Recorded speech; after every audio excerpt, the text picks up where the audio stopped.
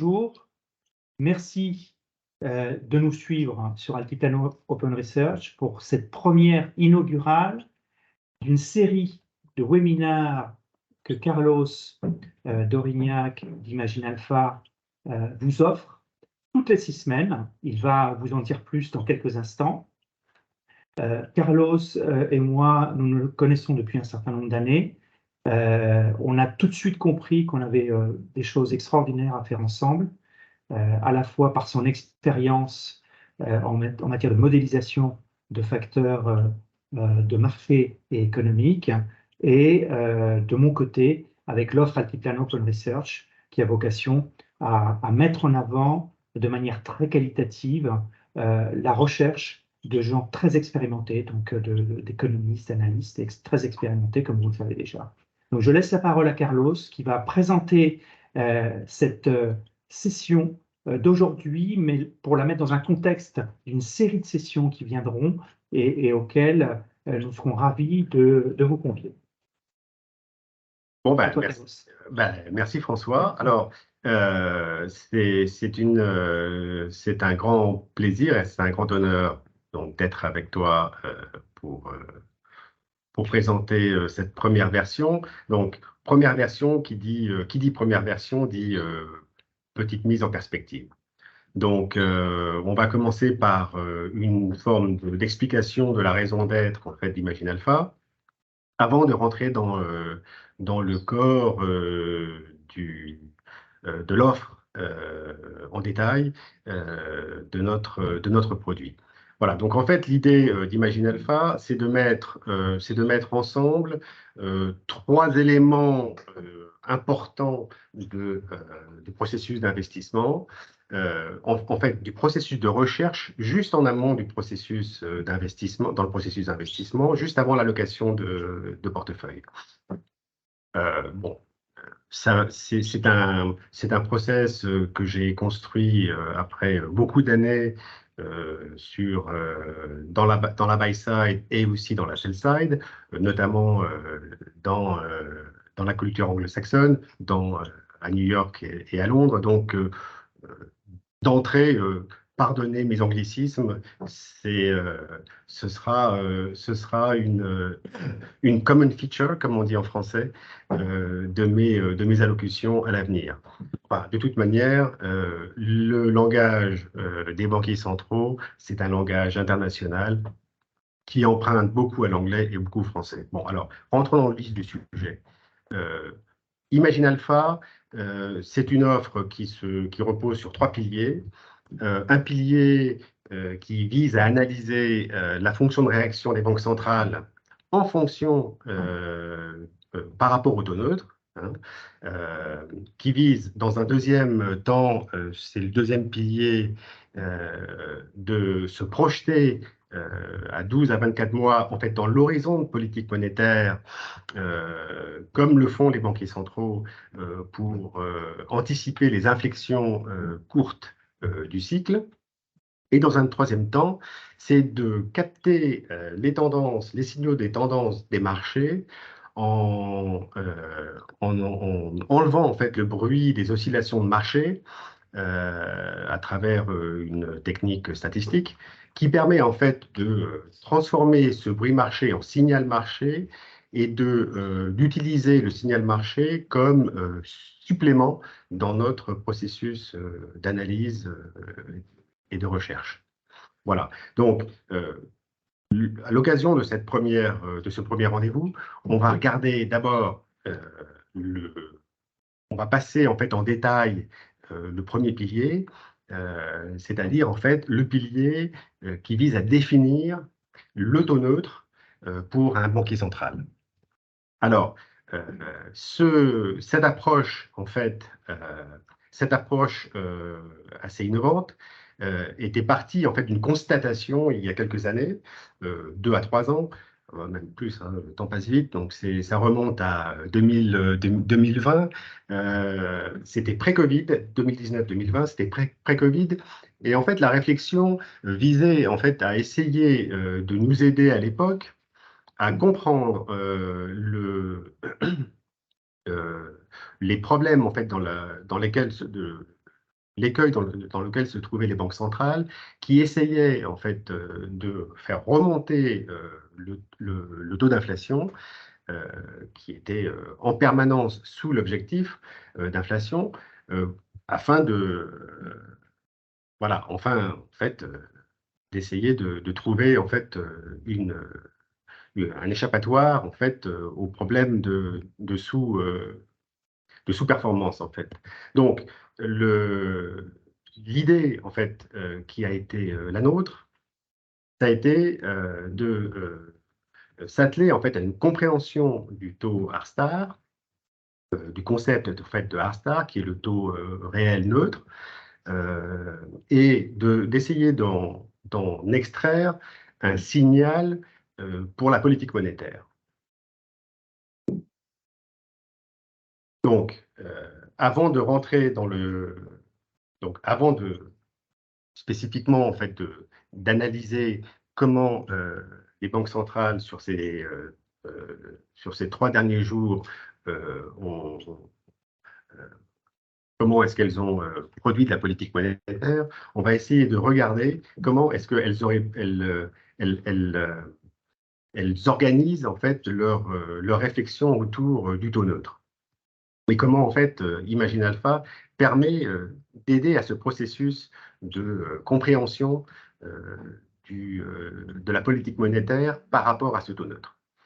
Donc, au départ de notre réflexion se trouve le taux, enfin le concept de R-star.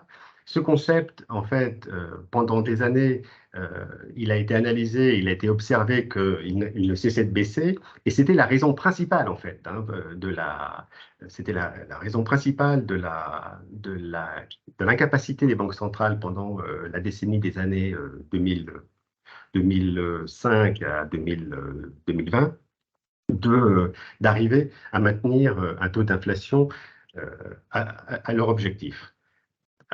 L'une des raisons principales, en fait, R-star se décompose en plusieurs variables, et la variable dominante, en fait, de R-star, c'est la démographie. La difficulté, en fait, que l'on rencontre, c'est d'essayer de transformer cette donnée en information actionnable pour le banquier central. Nous avons réussi, en fait, à le faire parce que nous avons trouvé, en fait, une relation entre la composante principale dominante qui est démographique et en fait le taux d'équilibre en fin de hausse de cycle, le taux neutre pour faire court. Donc le graphique que vous voyez en ce moment à l'écran, sur la gauche, représente en fait cette composante R-star qui, comme vous le voyez, ne cesse de baisser depuis les années 70, et juxtaposée au taux des Fed Funds. Et donc, en fait, on voit très très bien qu'en fait, vous voyez cette grande tendance baissière de ces deux courbes. Alors, comment transformer en fait cette notion un peu nébuleuse de R-star en taux actionnable, en information actionnable? Donc, nous sommes passés, je vais le faire vite, mais nous sommes passés à travers un process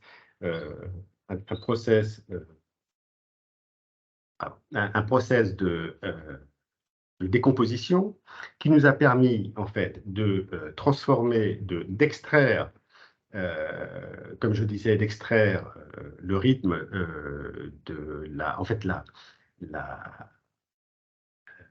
dynamique de la population active, de la démographie en fait, en lui imprimant en fait, en lui appliquant un coefficient, de pouvoir définir en fait ce que vous voyez sur le graphique de droite ici, qui est en fait la ligne bleu foncé, qui est en fait cette ligne que l'on a appelée L double étoile. En fait, cette ligne L double étoile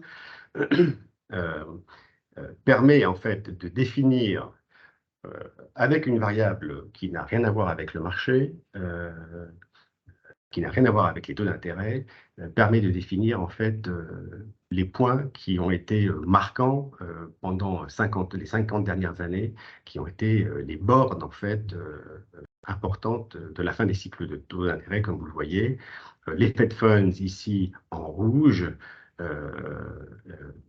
s'arrêtent en fait, trouvent des pics en fait régulièrement aux alentours de cette ligne bleue foncée. Voilà. Donc, on a mis sur ce graphique également la loi de Taylor en gris. Et en bas, sur ce graphique, vous avez une deuxième information qui est la bande verte, qui est en fait le point d'équilibre en fin de cycle de baisse de taux. Donc, pour faire simple, la Fed va aller d'un côté de la bande, donc de la ligne verte, vers la ligne bleue, lorsque le cycle d'intérêt, le taux d'intérêt remonte, passer au-dessus de la ligne bleue lorsqu'il est nécessaire de le faire, c'est le cas actuellement, pour retourner à la ligne verte dans la prochaine récession. L'intérêt de cette approche, c'est que bien sûr, le dynamisme de la démographie, enfin l'inertie de la démographie fait que on a des informations qui sont utilisables pour la prochaine décennie.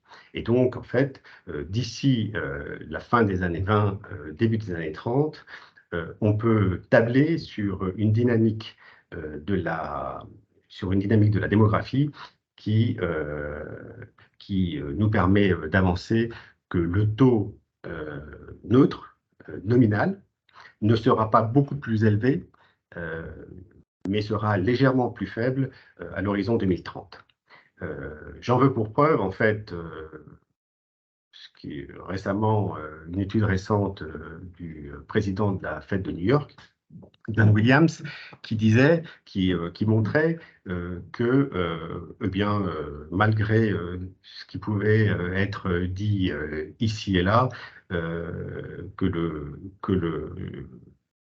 le facteur R-star n'était pas remonté pendant Covid, et que, en fait,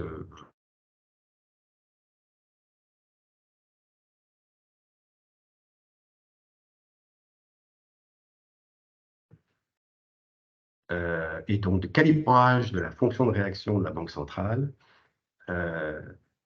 le statu quo ante devrait en fait s'affirmer dans les années qui viennent. Et ça, c'est absolument capital, parce que ça nous permet en fait d'avancer que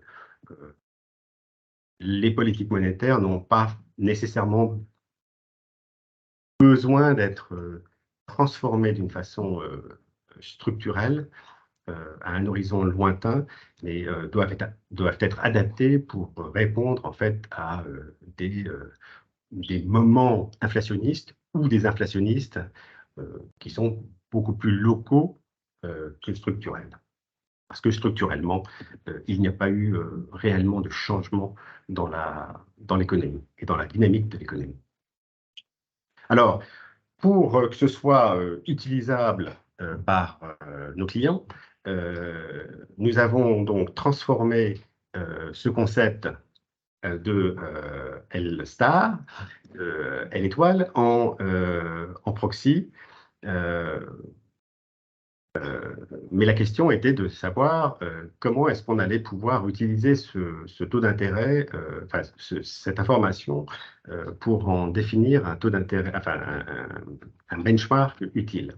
Alors, après des essais multiples, on s'est rendu compte que le proxy le plus simple, le plus facile ou le plus fidèle, c'était un lissage en fait d'une information de marché, d'un taux de marché, d'un forward en fait, pour faire simple. Ici représenté sur ce graphique de droite par les moyennes vertes et roses. Et donc, ces deux moyennes mobiles nous donnent en fait une représentation en utilisant de l'information de marché de ce qu'est la ligne L étoile sur le graphique de droite, sur le graphique de gauche, la ligne bleu foncé. Et donc, armé de cette information et de ces niveaux, en fait, de ce range, en fait, de taux neutre, nous allons pouvoir maintenant comparer, en fait, les différentes banques centrales les unes aux autres pour voir comment elles définissent leur politique monétaire en fonction de de ce niveau. Alors, si je peux me permettre de t'interrompre 30 secondes, j'ai une question autour des politiques budgétaires. Parce qu'en fait, la question de l'indépendance des banques centrales a souvent été soulevée. Les contraintes de refinancement des États, on les connaît. Et donc, aujourd'hui, est-ce que la notion de R-star peut être influencée ou peut être dérivée par ces problématiques budgétaires qui, finalement, on le voit bien, pendant toutes les crises qu'on a pu avoir, il y a eu systématiquement un couplage de politiques monétaires conventionnelles, non conventionnelles, et de politiques budgétaires. Le calibrage a pu évoluer en fonction des cycles, mais on a le sentiment qu'on on a un côté systématique, mais parfois même, aujourd'hui, on le voit en Europe, un décalage entre la politique monétaire et la politique budgétaire, qui sont un peu comment dire, antagonistes aujourd'hui. Oui, Donc, comment tout ça peut influer? Alors, peut-être que tu pourras répondre à cette question plus tard, quand on parlera de la Fed et de la BCE. C'est peut-être un peu tôt pour répondre, mais en tout cas, c'est une question sur laquelle je m'interroge assez souvent, parce que toutes ces lois un peu passées, je me demande si elles sont adaptées à l'environnement actuel. alors, c'est clair que la politique fiscale a été dominante et en fait l'épisode récent le montre bien, hein, puisque nous sommes dans un épisode d'inflation important qui est en grande partie dû à la dynamique de cette domination fiscale, hein, de cette domination budgétaire et ce fait en fait est nouveau, hein, puisque il est essentiellement associé à la pandémie. Alors, est-ce que ce phénomène va durer? C'est une question qui est absolument clé. Et donc là, il est difficile de se, de se positionner de façon complètement définitive parce que cela dépendra énormément de la façon dont les opinions publiques dans les différents pays vont se positionner vis-à-vis de l'équilibre des finances publiques. Mais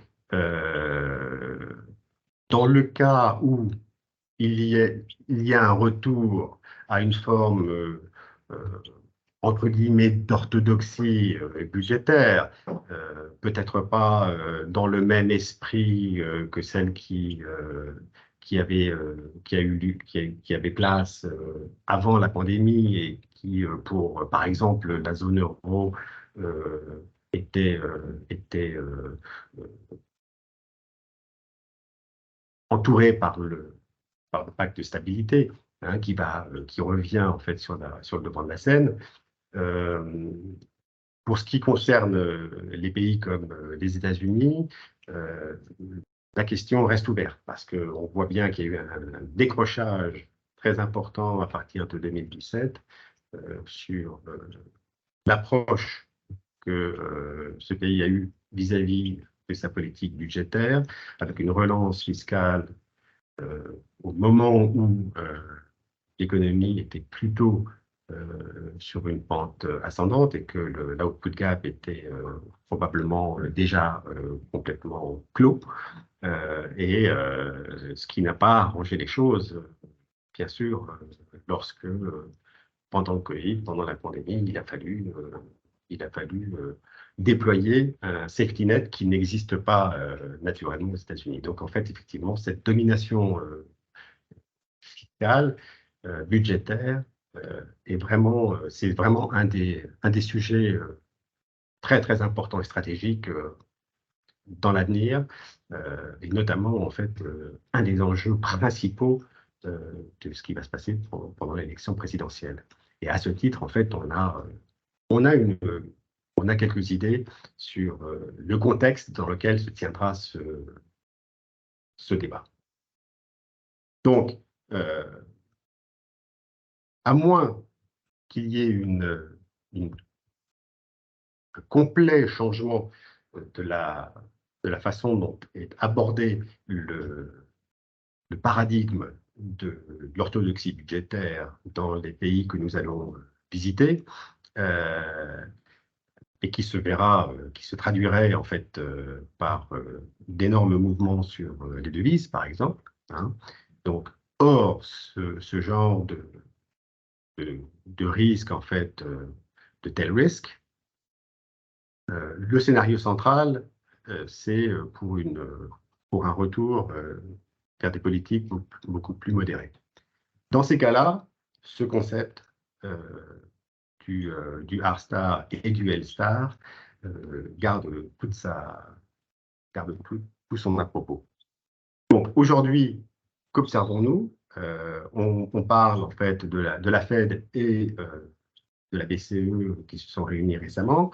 Ce que l'on constate, c'est que pour les États-Unis comme pour l'Europe, en noir, vous avez les taux officiels.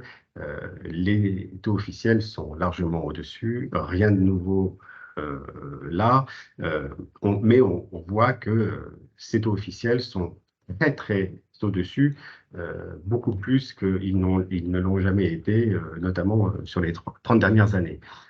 D'ailleurs, si je prends l'exemple que je prends très très souvent, d'ailleurs, du début des années 80, on voit que sous l'ère Volcker, en fait, les taux d'intérêt ici, que vous voyez, les Fed Funds ici en rouge, étaient pratiquement 6% au-dessus de la ligne bleue, de la ligne bleue foncée, qui est le taux neutre. Aujourd'hui, les taux US donc, sont aux alentours de 3% au-dessus du taux neutre, mais en rapport, ils sont 2 fois plus importants. Ils sont 2 fois plus élevés par rapport au taux neutre. Et donc, en fait, c'est ce qui nous fait dire que la politique monétaire, de ce point de vue, sur le long terme, est très restrictive. En Europe, c'est le cas aussi. La zone de neutralité pour les taux européens, c'est entre 1% et 2%. Voilà, à 4, en se rapprochant de 4%, on est à peu près dans les mêmes ordres de grandeur en termes d'échelle de restriction que pour les États-Unis. En Suède, et là on va balayer toute une série de pays.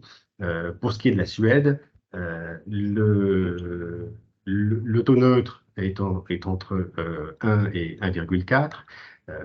Là aussi, les Suédois ont mis des taux d'intérêt 2 fois plus que le taux neutre, et les Anglais, la Banque d'Angleterre a mis des taux neutres aussi 2 fois plus qu'ils ne sont. Tout ceci, en fait, nous amène à penser que ce niveau de restriction, s'il n'apparaît pas comme spectaculaire d'un point de vue nominal, il l'est d'un point de vue normatif, d'un point de vue relatif. Alors aujourd'hui, la Banque du Japon nous a livré une autre montée, en fait, la gradation du desserrement de sa politique de yield curve control, donc qui vise en fait à garder les taux d'intérêt à long terme dans un range qui est très contrôlé. Le dernier, les seuils étaient à plus 0,5% pour le 10 ans et moins 0,5%. Le comité de politique monétaire de la Banque du Japon aujourd'hui a décidé d'élargir en fait ce range avec une borne haute à 1%. tout en disant que cet élargissement allait allait s'opérer de façon douce et contrôlée et maîtrisée.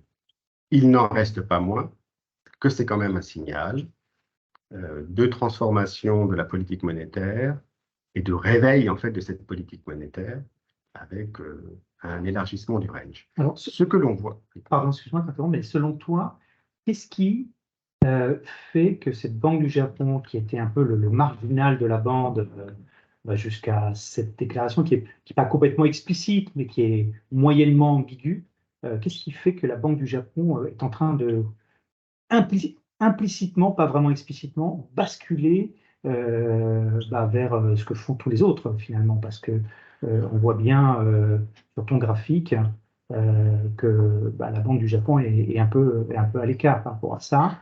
Et est-ce que c'est lié au système d'épargne japonais? C'est lié au système de financement public japonais?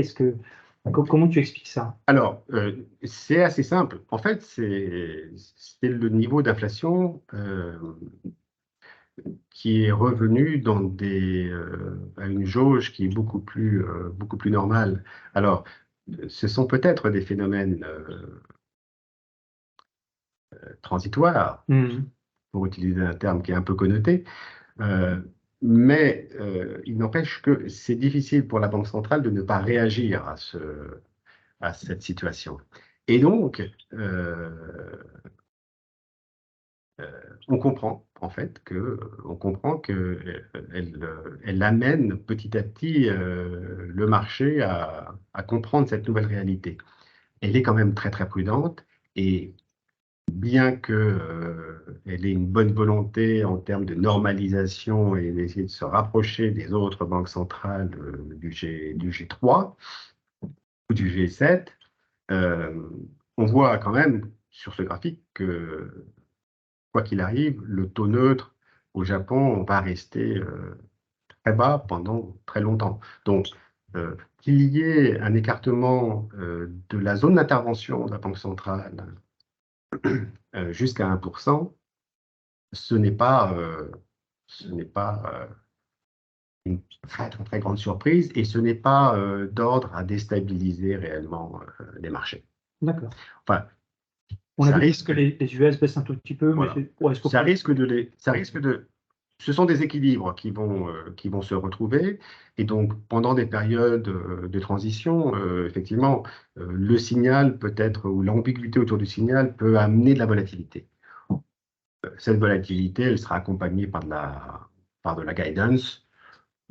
Et donc, cette guidance aura quand même va faciliter les choses. Mais enfin, il y a quand même petit à petit un changement de paradigme. Il n'y a pas un déterminisme négatif nécessairement pour le Japon de ne pas pouvoir en fait sortir de cette situation, mais les ambitions de taux d'intérêt et de coût du capital au Japon ne doivent pas non plus être complètement disproportionnées. Les taux vont rester relativement bas pendant longtemps. Alors, je mentionne ici le niveau chinois, parce que la politique monétaire chinoise, parce qu'en fait, ce que l'on voit, c'est que c'est une politique monétaire qui est conduite d'une façon différente, hein, avec un spread très important entre les taux, les dépôts et les prêts. Donc, c'est une façon d'opérer qui est différente. Mais ce que l'on voit quand même, c'est que là, on parle de stabilité et que l'objectif est la stabilité.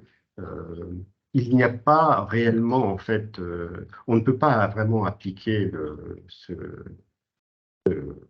process en fait d'analyse à la banque de Chine, sauf à dire que effectivement la démographie en fait chinoise va être, on connaît l'histoire autour de la démographie chinoise et donc ce sera une source de difficulté à l'avenir. C'est déjà une source en fait aujourd'hui de qui nécessite en fait une réponse parce qu'on voit bien la décrue en fait tendancielle du taux de croissance. Donc la politique monétaire est en train de s'ajuster à cette nouvelle réalité. Et on a vu récemment, en fait, des soubresauts sur la devise. Enfin, soubresaut, c'est un grand mot. Enfin, une adaptation, en fait, et un mouvement de la devise vers des niveaux plus faibles. Voilà. Donc, en fait, je reviens au premier, à ce slide, dans lequel on montre, en fait, les trois piliers de l'approche. Le pilier banque centrale, politique monétaire, central bank watching, donc, vise, en fait, à comprendre cette fonction de réaction, comprendre la fonction de réaction, comprendre le niveau du coût du capital, et à partir de ce niveau du coût du capital, en induire, en fait, une évolution des conditions financières. Parce que, en fait, tout part de là. Et j'aime bien montrer, en fait, ces trois cercles concentriques, parce que du coût du capital, nous allons élargir, en fait, nos observations aux conditions financières.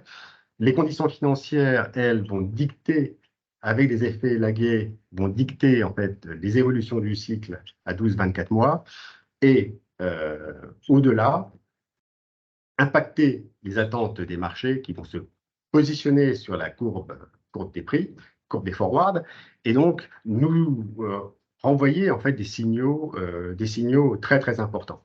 Voilà. Et donc, en fait, c'est le dialogue en permanence entre le coût du capital défini par la Banque centrale et le marché, et les marchés, et les signaux que ceux-ci produisent, qui nous intéressent. Voilà. Et donc, notre approche, en fait, c'est une approche générale, englobante de ces trois concepts. Alors, je sais pas, est-ce que tu as une question au sujet du concept, du process, de la transformation de cette notion un peu nébuleuse qui est R-star vers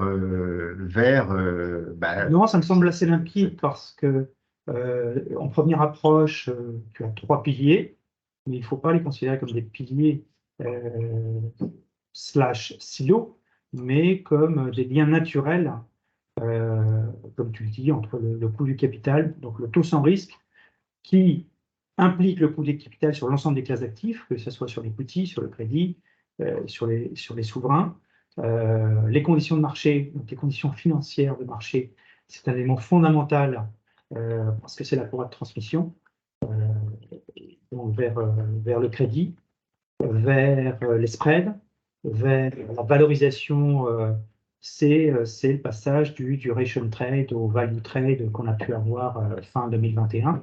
Donc, c'est tous ces éléments et ensuite aller capter thème par thème ou valeur par valeur sur le troisième pilier, ça me semble être la finalité logique puisque l'idée, c'est d'avoir des modèles actionnables et qui permettent de prendre des décisions en matière de timing de marché en fonction du régime dans lequel on se situe.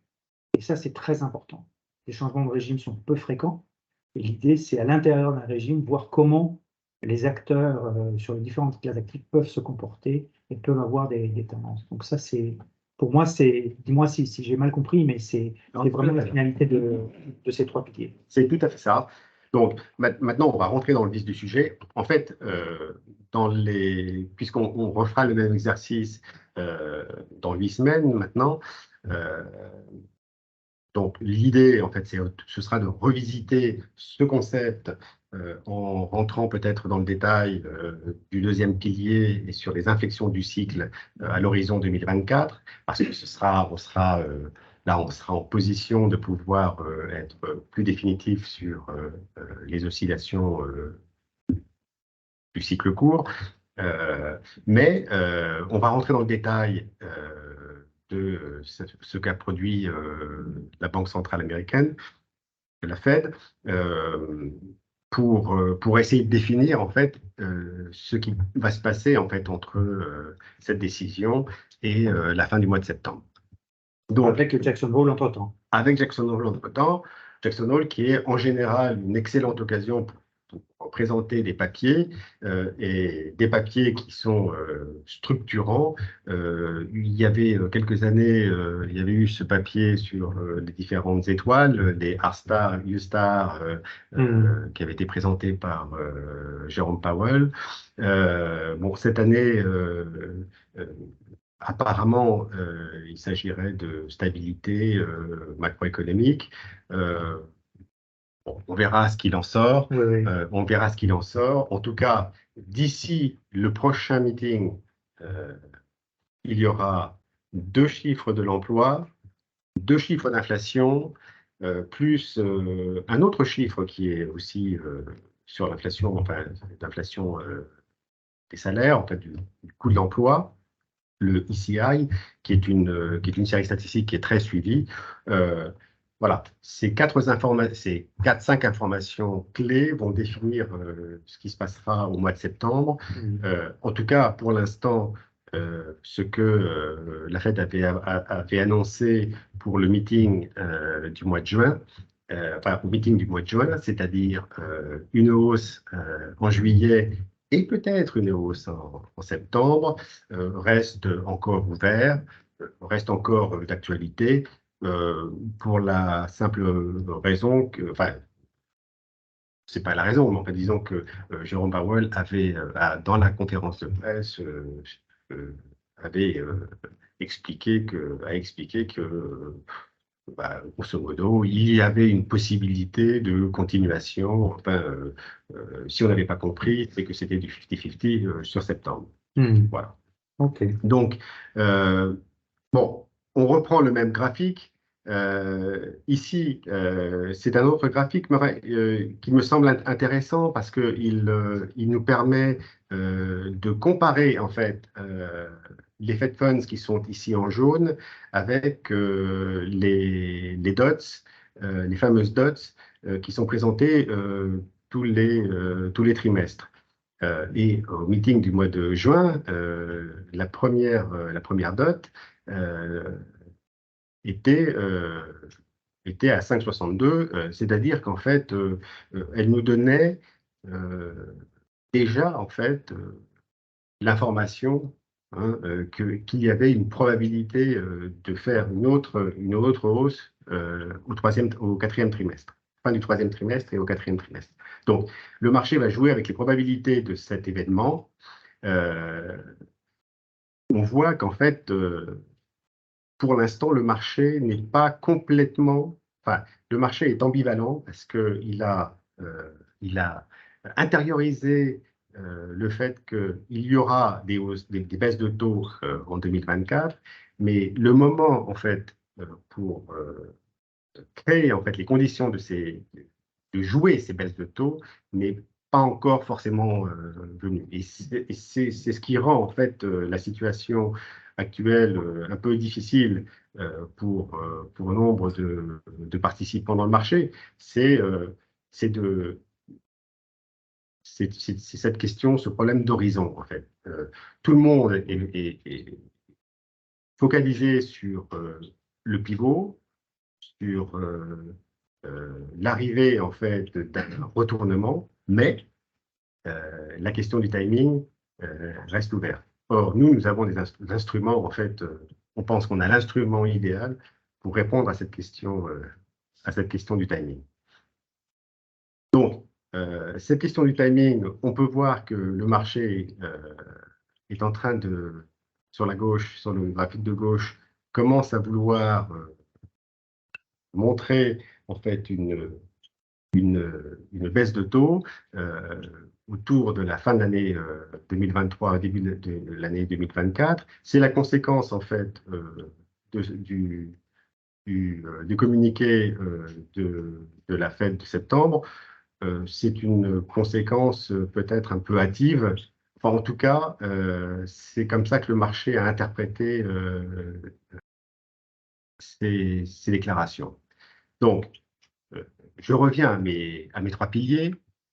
Dans le 3e pilier, nous suivons les signaux de marché. Donc là, on va rentrer dans vraiment un aspect différenciant de notre offre. une fois que nous avons compris où était le coût du capital, une fois que nous avons évalué en fait les points d'inflexion de la macroéconomie, des grandes données macroéconomiques à l'horizon 12-24 mois, nous allons rentrer dans le détail de ce que les marchés nous envoient comme signal.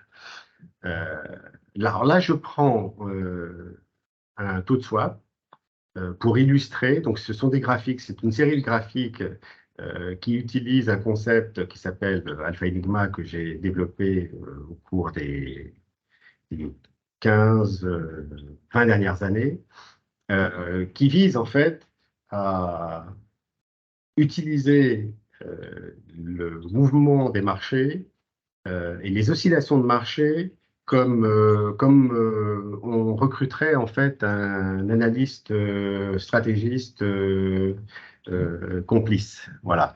Parce que le marché en fait produit énormément d'informations intéressantes. Le problème, c'est que cette information est mélangée avec beaucoup de bruit. Et donc, pour en tirer vraiment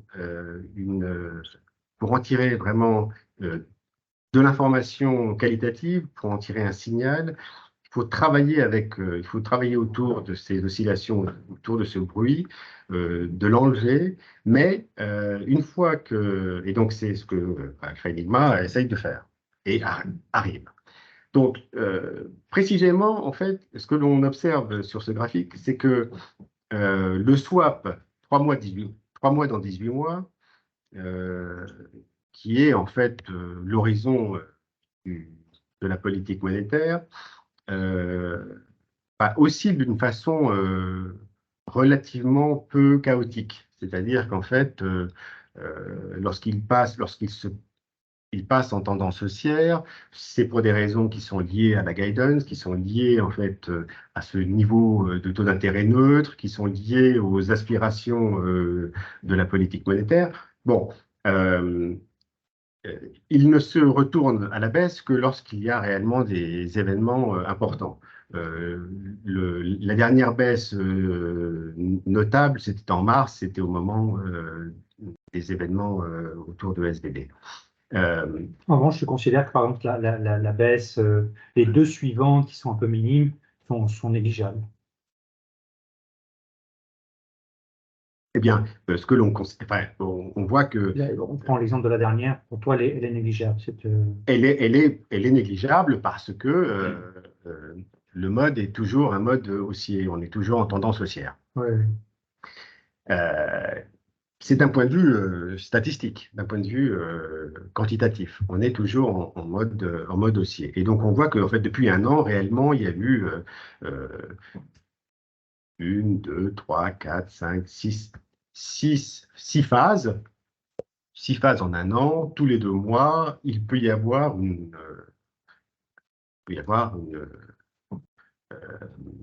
un besoin de revisiter en fait le contexte de la politique monétaire, de la guidance. Enfin, là, le marché, pour l'instant, il ne remet pas en cause le statu quo qui est en fait d'aller chercher des taux d'intérêt encore plus hauts.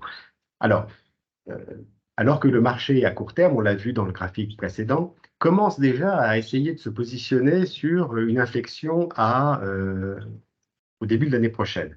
Donc en fait, là, on est réellement dans une situation un peu difficile où la Banque centrale n'a pas nécessairement la main complète sur la construction de ses anticipations. Euh, la tendance en fait des marchés, donc c'est le même actif. C'est le même actif mais avec une série weekly sur 36 mois. Là, les oscillations sont encore moins, le bruit est encore moins important. Et ce que l'on observe, c'est qu'il y a encore moins de hachures en fait, dans les tendances et de renversement de tendance. On est encore clairement sorti de la période en fait SVB.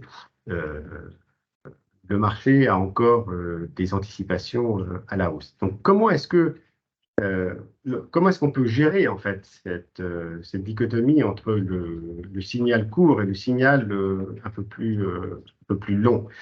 Et en fait, l'idéal, c'est de rester focalisé alors, sur la tendance long terme. Tout dépend en fait de l'horizon. Disons que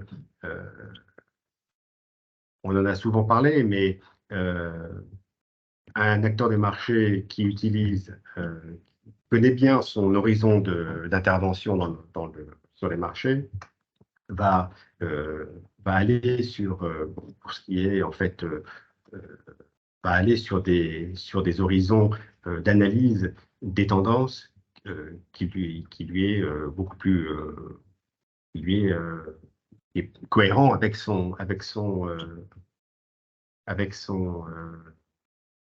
comment dirais-je, son horizon d'intervention. Euh, on voit souvent des portfolio managers et des traders aller sur des fréquences plus courtes, les investisseurs ou les hedgers aller sur des fréquences beaucoup plus longues. En tout cas, plus la fréquence est faible, plus le signal est important. Et nous, ce que l'on regarde, c'est la cohérence en fait des signaux à travers les différents time frames. Et là, nous avons les trois horizons. L'horizon daily qui est à la hausse des taux d'intérêt, cet horizon-là. Oui. L'horizon weekly qui est à la hausse des taux d'intérêt et l'horizon monthly qui est aussi à la hausse des taux d'intérêt. Donc les trois horizons sont alignés et pour nous, c'est un signal que la tendance reste encore solide. Sachant que plus on est dans le signal, plus l'objectif est élevé en matière de taux. Puisque je vois bien que 5,73 pour le monthly, alors qu'on est beaucoup plus bas sur le daily. Exactement. Ce qui est logique puisque les oscillations sont moins importantes dans les horizons plus courts. Donc, en fait, ceci pour dire qu'en fait, le point d'inflexion dont on parle tant sur le marché n'est réellement pas une réalité en fait de la vie des participants. C'est pas une réalité, c'est simplement c'est un point d'opinion, c'est un sujet de discussion, mais en fait la réalité c'est que le marché ne produit pas ce signal d'inflexion aujourd'hui. D'accord? Alors si on se place donc, il faut essayer de comprendre pourquoi est-ce qu'il y a cette discussion sur l'inflexion en fait, du cycle et l'inflexion des taux d'intérêt, avec cette précipitation du marché à avoir une vision plus dovish pour le début de l'année prochaine. Alors, ça me donne l'occasion en fait de passer à ce qui est notre dada dans le deuxième pilier de notre approche, c'est-à-dire de comprendre l'impact des conditions financières sur toute une série de séries statistiques afin d'essayer de trouver à 12 à 24 mois des points extrêmes dans les narratifs qui vont exister autour d'un actif ou d'une série statistique. Je m'explique. Sur le graphique de gauche, vous voyez en blanc un indicateur de la restriction des conditions financières américaines, qui est un mélange, qui est la combinaison en fait de la demande pour le crédit aux États-Unis et du coût du crédit aux États-Unis. Donc, c'est une étude de la Fed, qui est faite. Donc, c'est pas la Fed d'ailleurs, c'est ce qu'on appelle le SLOOS. Cette étude-là, c'est une étude trimestrielle. Elle va sortir la semaine prochaine et Jérôme Powell nous a donné en fait à la conférence qui vient de se dérouler un avant-goût en fait en disant que les conditions s'étaient resserrées par rapport à ce qu'elles étaient au début du à la fin du mois d'avril, au début du mois de mai. À l'époque, suite en fait à la situation de SVB, ça avait créé un peu d'émoi et d'aucuns s'étaient demandé si la Fed allait en fait skipper entre guillemets, le meeting de juin. En fait, elle a décidé, suite en fait, à cette onde de choc de SVB, de ne pas monter les taux en juin, mais en parallèle d'offrir au marché une guidance très dure sur juillet. Bon, c'était la raison principale, c'était la dégradation des conditions financières. Et puis en bleu, ce que l'on voit, c'est l'indice des probabilités de récession de la Fed de New York, euh, qui, euh, qui est un indice qui est basé essentiellement sur la courbe des taux. Donc aujourd'hui, la courbe des taux est extrêmement inversée, extraordinairement inversée, et cette courbe, c'est le 3 mois contre le 10 ans. Bien. Ce que l'on voit, c'est que l'indicateur bleu des probabilités de hausse des taux, de probabilité de récession, pardon, il est très très bas, mais il est daté de juin 2023. Or, si vous regardez sur le graphique de droite, ce même indicateur s'est transformé en ligne jaune, et cette ligne jaune pour juin 2024, et donc ça, c'est l'exercice en fait de prévisionniste de la Fed New York, enfin, de ce modèle de la Fed New York, nous montre des probabilités de récession qui montent à 64%. Elles sont, du fait de l'inversion de la courbe des taux américaine, elles sont au plus haut depuis début des années 80. Bien, donc entre aujourd'hui et le mois de juin 2024, cet indicateur nous dit que les probabilités sont très très élevées qu'il y ait une récession. Or, le discours qui a été donné en fait à la conférence de presse, ça a été de dire que la Fed ne voit plus de baisse, ne voit plus de récession en 2023. C'est une question de rhétorique parce que 2023, effectivement, pas de chance de récession, mais si la relation entre l'inversion de la courbe des taux et l'activité économique suit en fait le, son rythme en fait historique, c'est des chances en fait d'une récession et d'un ralentissement relativement sévère dans le courant du premier et du deuxième trimestre de 2024 sera très important. Alors, les autres lignes là sur ce graphique de droite, ce sont différents modèles ce sont des modèles qui utilisent différentes variables économiques. Ce sont des modèles que l'on trouve chez Bloomberg et qui, eux aussi, sont très très hauts dans les probabilités. Bon, tout ça pour dire qu'en fait, cette hausse du coût du capital, elle a des conséquences. Elle a des conséquences avec des effets différés, les fameux lag effects. Notre second pilier, c'est de comprendre ces lag effects. Donc, tout ce que je vous ai montré là, c'est pas produit par Imagine Alpha. Nous avons une série d'indicateurs, d'indices de liquidité qui nous donnent en fait des points extrêmes sur les inflexions de cycle. Je vous les montrerai la prochaine fois, mais l'idée est la même, c'est-à-dire resserrement des conditions financières, ralentissement à terme. Ça ne devrait pas être une surprise. C'est ce que recherche en fait la politique monétaire pour essayer de refaire baisser l'inflation, rouvrir l'output gap et en fait produire en fait de la croissance en dessous du taux tendanciel.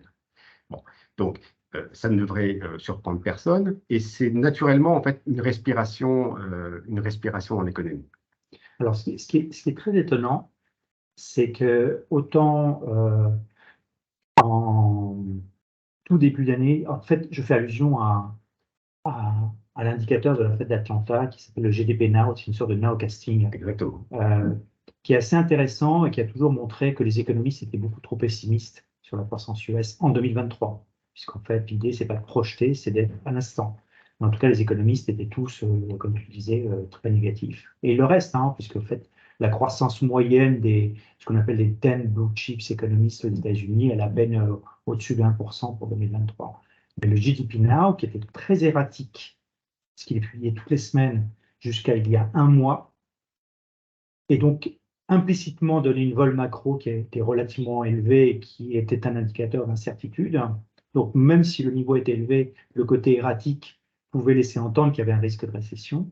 Depuis plus d'un mois, ce GDP Now est super stable. Donc il reste au niveau des 2,2, 2,3, 2,4%. Il ne bouge quasiment plus, comme si les indicateurs macro depuis cette période s'étaient figés en disant finalement il n'y a plus il y a plus de bol macro. Et donc forcément, on est beaucoup plus confortable sur ce niveau de croissance. Donc est-ce qu'à un moment donné, parce que mécaniquement, comme tu le dis très bien, les conditions financières ont vocation à faire ralentir la croissance économique, le taux de chômage doit remonter, l'inflation des salaires doit se tempérer, etc. Voilà. Qu'est-ce qui fait qu'à un moment donné, on a des indicateurs macro qui arrêtent de bouger dans tous les sens, alors que les conditions financières continuent de se tendre? Et à quel moment, finalement, ces indicateurs macro vont recommencer? Parce que si on doit passer en récession, à un moment donné, ce GDP Now, il va recommencer. Je ne dis pas qu'il va baisser, mais il va recommencer à montrer son côté erratique qu'il avait en début d'année, et il va recommencer à montrer de la volatilité macroéconomique. Et ça, c'est extrêmement complexe parce qu'on ne peut pas projeter l'économie.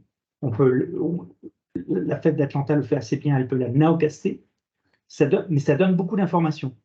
Ce n'est pas le niveau absolu qui compte, c'est la vol macro. La vol macro, c'est l'incertitude. Exactement. En fait, le point que tu soulèves est absolument capital. C'est-à-dire, c'est d'essayer c'est de comprendre que le renchérissement du coût du crédit, la hausse du coût du capital a des effets différés, des lag effects. Et en fait, la durée d'incubation du nouveau monde, en fait, après une hausse ou une baisse des taux d'intérêt, l'arrivée de ce nouveau monde prend un certain nombre de trimestres. Mais ce certain nombre de trimestres, ça peut aller de 12 à 24 mois. Il se peut aussi que ce soit peut-être un petit peu plus long que 24 mois, mais en général, les officiels des banques centrales reconnaissent que c'est dans cet ordre d'idée de 12 à 24 mois. Bon. Euh, il faut se rappeler qu'il y a 12 mois, la campagne de hausse de taux commençait à peine. C'est pour ça que l'indicateur de la banque de la Fed de New York sur les probabilités de récession est aussi faible aujourd'hui. Il va monter de façon agressive à partir du début de l'année prochaine. Et c'est la raison pour laquelle le marché ou les acteurs de marché qui se positionnent sur les anticipations d'inflexion de politique monétaire commencent déjà à essayer de se positionner sur une inflexion au début de l'année prochaine, en anticipant en fait la translation de ce narratif anti-inflationniste vers un narratif pro-croissance autour du début de l'année prochaine. D'accord. Rien n'est sûr, parce que en fait, faire du timing en fait de ce genre d'inflexion, c'est très difficile. Par contre, ce que l'on peut arriver à comprendre, c'est l'intensité du narratif effectivement, donc des divergences par rapport à un état stationnaire, donc ce que tu appelles la volatilité de la macro. Et puis, ce que l'on peut aussi assez bien prévoir, c'est une fenêtre de tir pour atteindre ces extrêmes dans le narratif. Par exemple, nos indicateurs, donc nous, notre produit s'appelle Psychometrics. Je le montrerai la prochaine fois sur le webinar. Euh, il est construit avec quelques variables et il donne de façon assez fidèle, même très fidèle, les points extrêmes à 24 mois sur, par exemple, le climat des affaires en Belgique. Pays central, très ouvert, économie très ouverte, très impacté par ce qui se passe en Allemagne, ce qui se passe en France, dans le nord de l'Europe. Les conditions monétaires, les conditions financières euh, en Europe se sont resserrées depuis déjà 12 mois à 24 mois, mais surtout depuis 12 mois. Ce que ce que nos travaux montrent, c'est que il y a une détérioration à venir encore vers un extrême de pessimisme ou un narratif relativement défiant aux alentours de la fin de l'année, début de l'année prochaine. Alors, ça coïncide avec ce qui se passe dans d'autres économies, notamment l'économie américaine, parce que forcément, les grandes économies ouvertes sont fortement corrélées. Donc, ce qui est observable en Amérique du Nord est aussi observable en Europe. Et je dirais, pour finir là-dessus, c'est que ça nous permet, grâce à ces anticipations sur les effets différés des conditions financières, d'être assez sceptique sur des mouvements statistiques ou sur des rebonds temporaires, transitoires de sortie de tels chiffres sur la construction des logements, sur l'indice des milieux d'affaires allemands, l'IFO, etc. Ces séries statistiques peuvent avoir des rebonds transitoires, mais réellement, en fait, euh, les conditions financières font leur travail et à 24 mois, la gravité revient, ou alors, dans le sens inverse, il peut y avoir des réaccélérations absolument spectaculaires. Euh, je risque de faire long, mais enfin, je vais le faire court. Euh, Début 2020, nos indicateurs Psychometrics nous disaient que, compte tenu de la baisse des taux d'intérêt qui faisait suite au moment des confinements et des interventions des banques centrales en quantitative easing sur le marché du crédit, qu'il était absolument prévisible qu'à l'horizon de l'été 2021, fin 2021, les conditions financières étant très, très, très généreuses, on allait avoir un rebond important de l'activité, ce qu'on appelait en fait une V-shape. Et à l'époque, il était de bon ton d'être très défiant par rapport à la vision aux perspectives économiques. Oui, on parlait beaucoup de L-shape, de K-shape, on parlait de toutes les shapes. On parlait de toutes les shapes, mais pas du V. On s'interrogeait, mais on ne mettait pas une probabilité élevée là-dessus. Exactement. En fait, le K-shape, c'était le meilleur cas, et le L-shape, c'était le scénario qui emportait le tout parce qu'il y avait une défiance absolument colossale. Nous sommes dans une situation qui est différente aujourd'hui parce que forcément, l'inflation étant tellement élevée par rapport aux objectifs d'inflation, des mandats des banques centrales, qu'il faut passer par une redescente en fait du taux d'activité en dessous en fait de la croissance tendancielle. Et là, je vais sur le graphique de droite. Tout à l'heure, je vous ai montré les probabilités de certains modèles. Donc, il y avait celui de la Fed de New York qui utilise la courbe des taux d'intérêt. Et puis, il y avait une série de modèles qui est divulgué, enfin, qui est distribué sur Bloomberg. Et parmi ces modèles, enfin, une des variables de ces modèles, c'est le niveau de croissance nominale par rapport au taux des Fed Funds. Alors, je me suis amusé sur le graphique de droite à regarder ce qui se passait, ce qu'il en était. Et effectivement, ce que l'on voit, c'est que la ligne blanche, c'est le taux de croissance nominal moins le taux des Fed Funds. Donc, en ce moment, la croissance nominale est 2 points au-dessus des Fed Funds. Bon, moins 25 BP, puisque il y a eu un changement hier, enfin avant-hier. Et donc, ce que l'on voit, c'est que si on prend les prévisions de la Fed elle-même à l'horizon 2024, en croissance et en inflation, cette croissance nominale va descendre à un niveau de entre moins 1, enfin, cette différence entre la croissance nominale et les Fed Funds.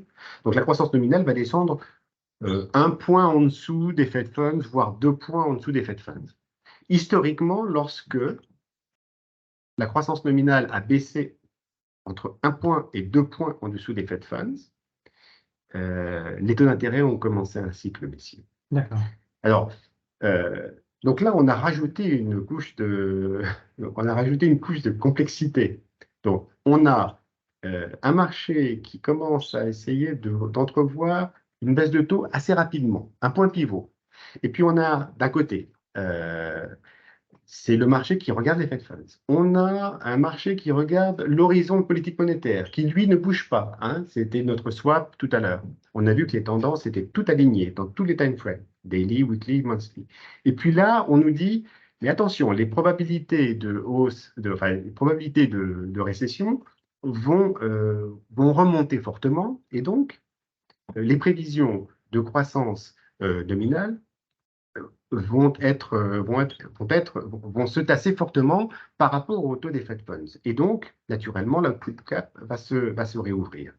Donc, comment se positionner dans un environnement aussi complexe, aussi éclaté? En fait, le marché le fait très, très bien.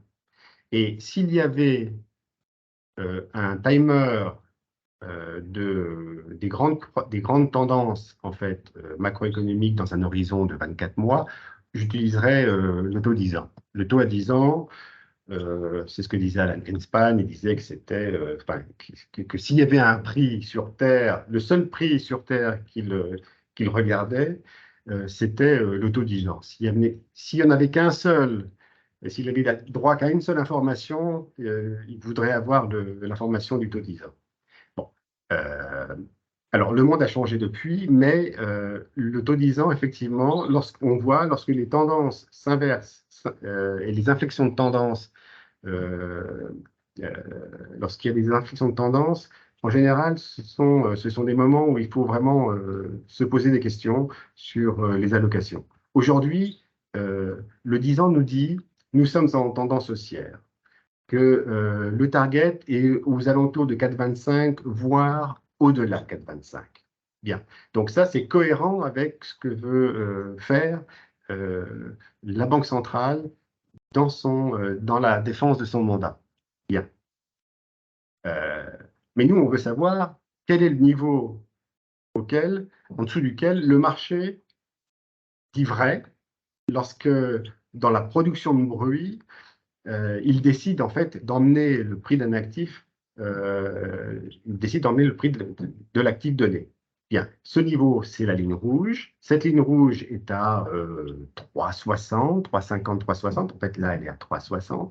Donc, si les taux d'intérêt sur le 10 ans commencent à descendre en dessous de 3,50, 3,60, 3,60 sustained, donc c'est plusieurs mois, mais enfin bon, c'est quelques mois, c'est pas énorme. Hein. Bien, eh bien, on aurait à ce moment-là une confirmation que le scénario en fait de croissance nominale qui descend en dessous des Fed Funds, qui descend suffisamment en dessous des Fed Funds, qui est une réouverture de l'output gap, eh bien que en fait les différentes étoiles s'aligneraient pour donner en fait la prévalence au scénario du pivot. Jusque-là, tant qu'on n'a pas assisté en fait à ce retournement à ce retournement du taux 10 ans, il faut rester quand même très, très, très prudent sur les anticipations sur le pricing du pivot. Voilà. Tout ça, en fait, devient cohérent. Et il n'y a pas, en fait, il n'y a pas comment dirais-je, il n'y a pas de contresens, en fait, à anticiper des conditions financières, enfin, les conséquences des conditions financières qui amènent à un ralentissement, avec l'observation que ce ralentissement n'est pas encore mûr. Voilà. Et c'est cette remarque, en fait, qui est, à mon sens, principale et stratégique, en fait, dans notre diagnostic, c'est qu'en fait, le timing du cycle passe par un signal prix pour renforcer, en fait, finalement, pour valider ce que les différents modèles nous donnent. Les modèles nous donnent des informations, ils sont basés sur des historiques, mais c'est le marché et le prix qui valident, en fait, et les tendances du marché qui valident, et c'est réellement la raison d'être, en fait, d'Alpha Enigma, c'est d'arriver, en fait, à produire un signal de qualité qui vient valider des constructions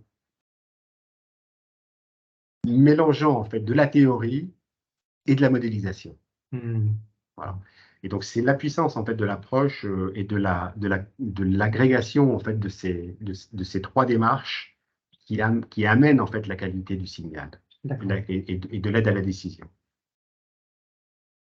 Je dirais d'ailleurs que, un petit point à part, mais enfin, c'est un point très, très important, notamment pour la structuration des portefeuilles et l'évolution de tous les actifs, c'est que le dollar, et là, en fait, je montre le dollar index, donc il y a une forte pondération Europe. Enfin, c'est quand même, les autres dollars sont aussi corrélés. Enfin, ce dollar index, il a donné un signal de retournement à la baisse, donc il est maintenant en tendance baissière, il est dans un horizon de temps, le quarterly, qui est un horizon de temps très long, qui, comme tu vois, hein, depuis 30 ans, s'est retourné d'une façon relativement peu fréquente. Donc, les signaux sont structurants, et là, il est en tendance baissière. Alors, ça ne veut pas dire accélération immédiate, mais ça veut dire c'est un signal, c'est plus un signal faible là, c'est vraiment un signal important, clair, que les constructions, en fait, de portefeuilles qui sont impactées par la baisse du dollar doivent être revues, en fait, à la lumière de ce signal.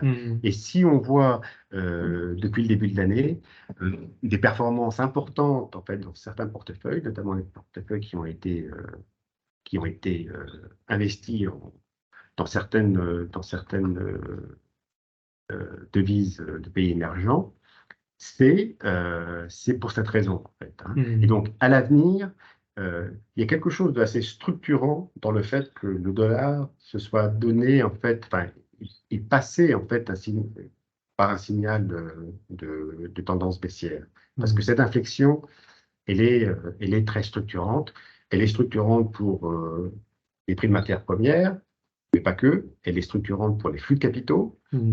Et puis, elle est structurante aussi pour la liquidité globale. C'est-à-dire qu'en fait, au moment où le monde aura probablement besoin de beaucoup de liquidité, c'est-à-dire d'ici 12 à 24 mois,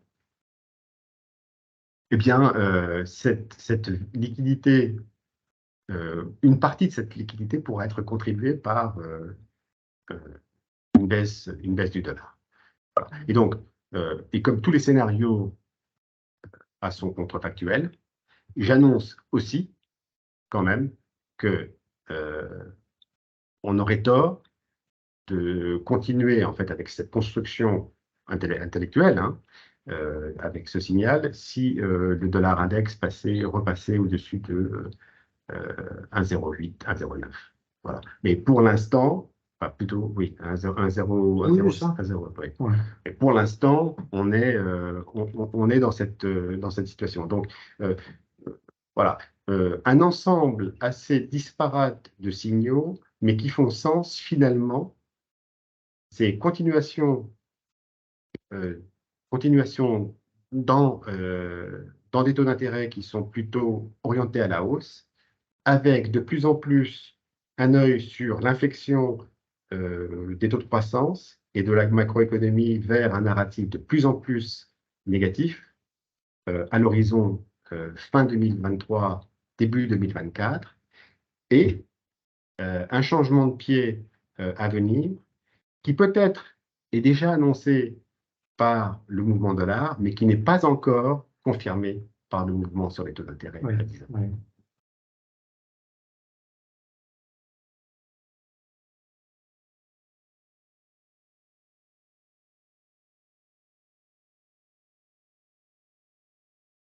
Euh, je parlais du côté structurant pour les banques centrales. Alors, est-ce que j'ai mis ici les marchés émergents? Oui. Euh, Mexico et Brésil. Voilà. Ici, on voit le taux mexicain et le taux brésilien par rapport à leur taux neutre. À gauche, c'est le Mexique, à droite, c'est le Brésil. On voit que la Banque centrale du Mexique a considérablement resserré au-dessus du taux neutre. Très bien. C'est la raison pour laquelle, et d'une façon assez réactive, hein, dès le début 2022, fin 2021, c'est la raison pour laquelle euh,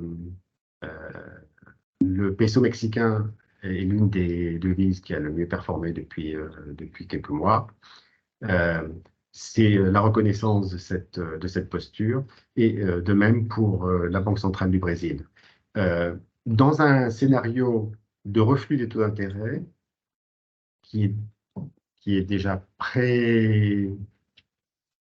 précommuniqué pratiquement Mhm. par cette position du dollar index dans une tendance baissière, on peut s'attendre en fait effectivement à ce que il y ait une inflexion dans les mois qui viennent. Mais probablement que cette inflexion ne sera pas aussi hâtive à la baisse qu'elle l'a été à la hausse, parce que ces deux banques centrales ont en tête la stabilité de leur devise, de leur Mhm. monnaie.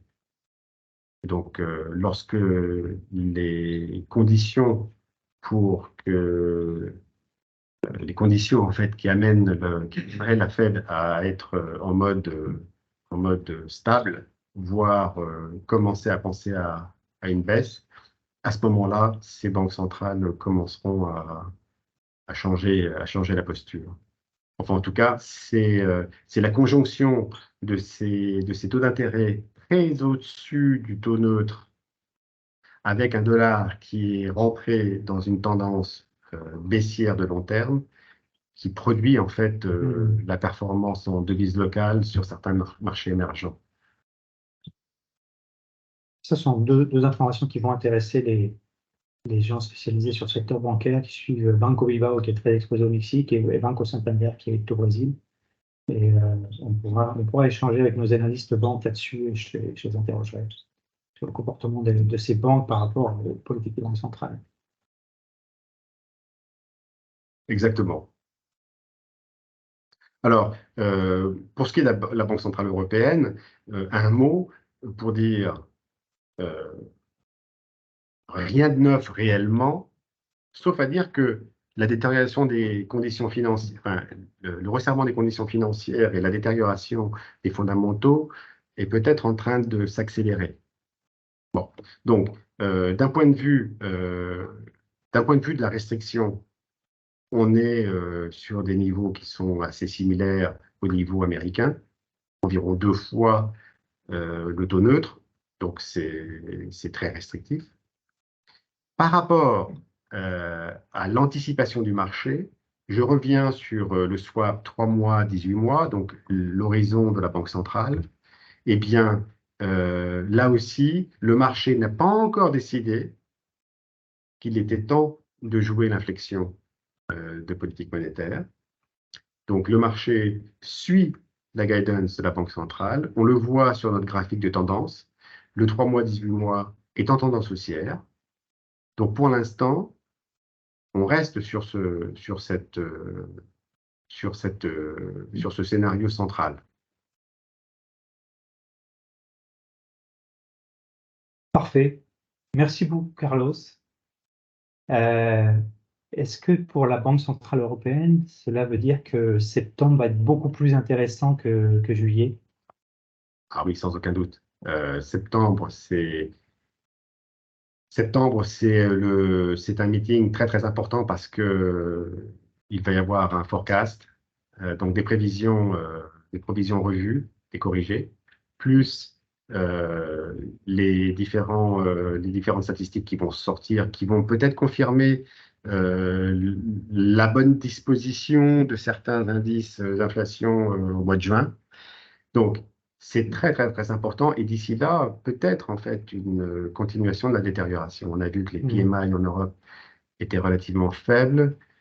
Et donc, peut-être qu'il va y avoir une coagulation d'un certain nombre de données qui vont passer en fait la masse critique pour infléchir la rhétorique. En tout cas, on note quand même que la rhétorique du meeting de juillet avait quand même sensiblement été diluée par rapport à celui de juin. Donc, en tendance, comme il n'y a pas eu de guidance dure sur le meeting de septembre, en tendance, on peut s'attendre à ce que d'ici le meeting de septembre, le marché réclame de la clarté. Et donc, comment est-ce que le marché va réclamer de la clarté? Ce sera observé. En tout cas, pour l'instant, le marché continue dans les pas en fait de la Banque centrale, continue à suivre la rhétorique et la guidance au quiche. On l'a vu sur le swap, mais bon, on ne va pas jouer le match avant l'heure, mais il est possible que si le swap 3 mois, 18 mois passait en dessous de 3,75, 3,65 en fait, son point de retournement, ça veut dire que le marché commence à se préparer à quelque chose à une sorte d'inflexion ou de stabilisation. Mais nos recherches, aussi bien sur les effets lagués, les effets différés des conditions financières, le calendrier de ces effets différés et les signaux de marché parallèles ou de marchés, d'autres marchés développés, bah, nous donnent à penser qu'effectivement, la posture très hawkish en solo risque d'être difficile à tenir. Mais on verra. Parfait. Carlos, merci beaucoup. C'est passionnant. Et cette opération combinée découverte des trois piliers d'Imagine Alpha et ce côté conjoncturel autour des banques centrales et aussi prospectif grâce à tes outils était parfait. Donc, rendez-vous dans 6 semaines pour un nouveau webinaire autour des mêmes thèmes pour développer tes outils, les mettre en perspective par rapport aux événements et essayer de se projeter dans ce monde qui reste assez incertain. Merci, Carlos. Merci à toi.